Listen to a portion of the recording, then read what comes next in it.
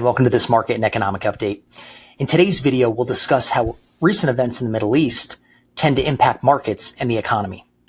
The recent attack by Hamas on Israel has already resulted in the loss of thousands of lives.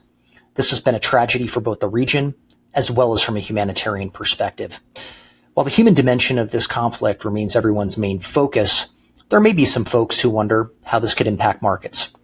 So over the next few minutes, we'll take a look at a couple insights as to how this has played out over history.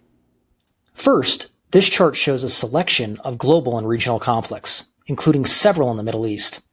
The lines show how the S&P 500 performed immediately prior to and over the 1 year after each event. The table summarizes how markets performed over 3-month, 6-month, and 1-year timeframes.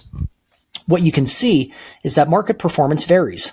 In some cases, markets were down slightly in the first 6 months.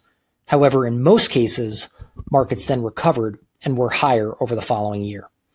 The key driver in all these cases is whether the economy was doing well. In the case of 9/11, markets and the economy were struggling after the dot-com bubble burst, resulting in a multi-year bear market. During the other events, which occurred after the global financial crisis, markets were in a strong bull market. This tended to lift returns even as uncertainty continued.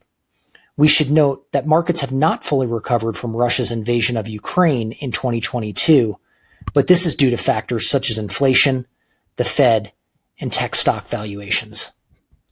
Second, it's important to not react to short-term market events and headlines, as we all know, regardless of how impactful they may be. This is a great chart highlighting the performance of the S&P 500 over nearly a century.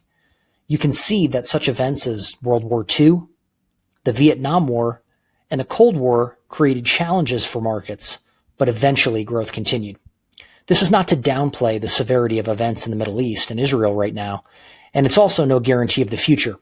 However, this chart emphasizes the importance of maintaining a long-term time horizon when investing. Finally, global conflicts and wars in the Middle East no doubt have a direct impact on oil prices. So far, oil prices have rebounded a bit following the attack in Israel, but it's especially important today given how much oil can affect inflation and future Fed decisions. However, there have also been many historical examples of conflicts that did not result in higher oil prices, including Russia's annexation of Crimea in 2014 and the drone attacks on Iran. This goes to show it's very, very difficult to predict the direction of oil. But in the end, investors should maintain perspective on these events. No doubt the humanitarian dimension is still the most important, and investors should resist the urge to overreact in their portfolios. Thanks so much for watching. I hope these insights were helpful.